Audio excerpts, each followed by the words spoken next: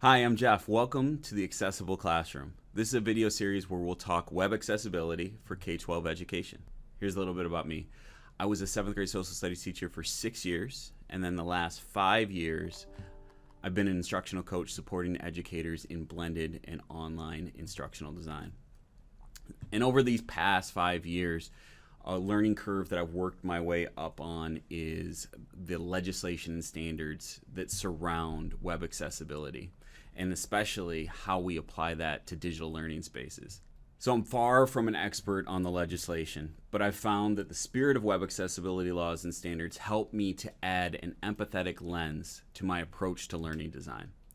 In this first episode, I want to take a look at the Rehabilitation Act of 1973, which helps form some of the legal basis for web accessible learning design, and its links to Web Content Accessibility Guidelines, or WCAG. In the United States, the Rehabilitation Act of 1973 sets the legal prohibition of discrimination based on disability.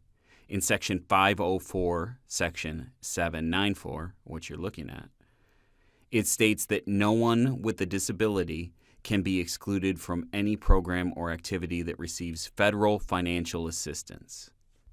One of the definitions of a program or activity that qualifies is a local educational agency or any school system.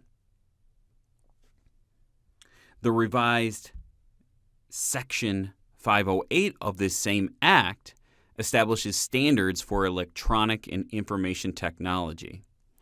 Specifically, it calls for the broad application of Web Content Accessibility Guidelines, or the WCAG standards, which I refer to a lot. These were established by the World Wide Web Consortium as a globally recognized standard for the Internet. So, Section 504 defines LEAs as responsible for the inclusion of those with disabilities, and Section 508 extends that requirement to digital spaces and requires meeting the WCAG standards in those digital spaces. Okay, so there's a connect the dots exercise from the Rehab Act to the WCAG standards, and this all influences how we can design learning with disabilities in mind. It's certainly not exhaustive of all the legislation that influences accessibility, so we might explore others in later episodes in addition to diving deeper into some of the WCAG standards. But my primary focus from here on out is going to be highlighting tools and discussing approaches that can help apply web accessibility supports to the classroom. Thanks for learning with me, and I'll see you next time.